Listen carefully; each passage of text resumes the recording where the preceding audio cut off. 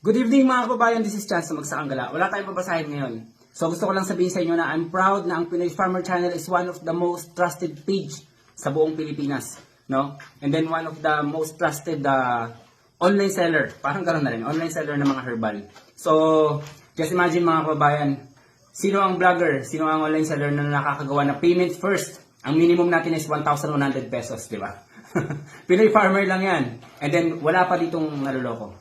To be honest, galit ako sa mga naluloko. Maraming followers ko, ang mga nagsusumbong sa akin na scam sila, pinopost ko kaagad. Basta hinihingihan ko ng ebidensya na scam ka ba o ganito sir, na scam ako. Nasa ebidensya mo, nasa yung binayad nyo, usapan nyo. Pinopost ko yun. Kung babalikan nyo yung mga video natin, galit ako sa scammer. And then in the first place, most of our followers kasi mga may sakit. So, isipin mo yun. Kasi iskamin mo pa, may mga sakit na. So, I'm proud to say na number 1 tayo pagdating sa mga gantong transaction, no? Payment first. Just imagine mga kababayan, may umorder pa sa akin. Worth of 10,000, no? May mas mataas pa dun.